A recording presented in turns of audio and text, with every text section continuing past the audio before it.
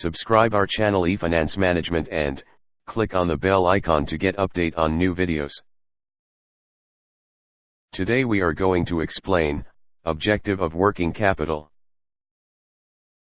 Objectives of working capital are smooth working capital operating cycle, lowest working capital, minimize rate of interest, optimal return on current asset investment.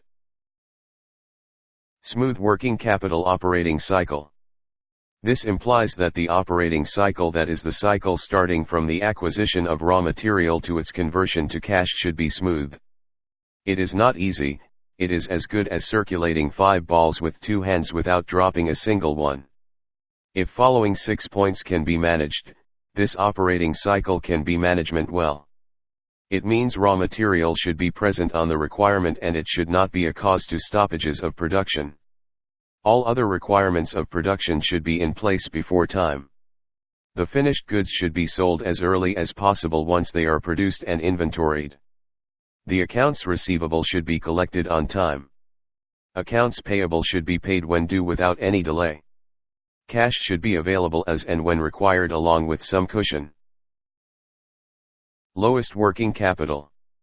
Working capital here refers to the current assets less current liabilities, net working capital. It should be optimized because higher working capital means higher interest cost and lower working capital means a risk of disturbance of operating cycle.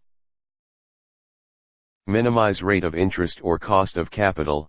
The cost of capital utilized on working capital should be minimized so as to achieve higher profitability. If the investment in working capital involves bank finance, interest rates should be negotiated with the bank. Cost can be minimized by utilizing long-term funds but in a proper mix.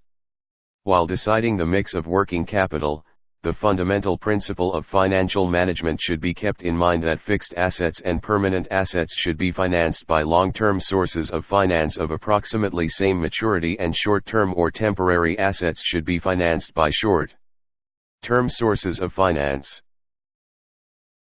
Optimal return on current asset investment. The return on the investment made in current assets should be more than the weighted average cost of capital so as to ensure wealth maximization of the owners. In other words, the rate of return earned due to investment in current assets should be more than the rate of interest or cost of capital used for financing the current assets. Thank you. Please subscribe, like, and share our video.